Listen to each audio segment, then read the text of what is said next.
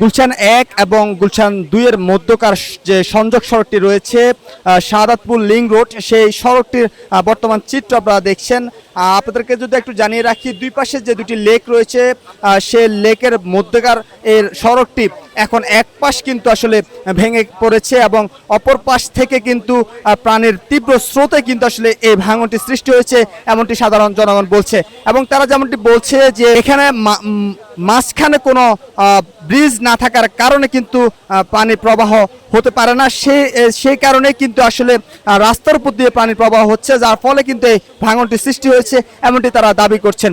এই ব্যস্ত সড়কে আমরা দেখছি ভাঙনের ফলে কিন্তু একপাশের রাস্তা বন্ধ করে রাখা হয়েছে এবং যার ফলে কিন্তু তীব্র যানজট সৃষ্টি হয়েছে। এবং আমরা দেখছি যে এক পাশে যে সড়কটিতে যান চলাচল করছে সেটি কিন্তু যানজটে পড়েছে এবং অপর পাশের রাস্তাটি কিন্তু বন্ধ রয়েছে এবং সেখান দিয়ে কিন্তু অবিরত প্রাণী প্রবাহ চলমান রয়েছে এবং রাস্তার যে ভাঙন সেটি কিন্তু ক্রমশ বৃদ্ধি পাচ্ছে।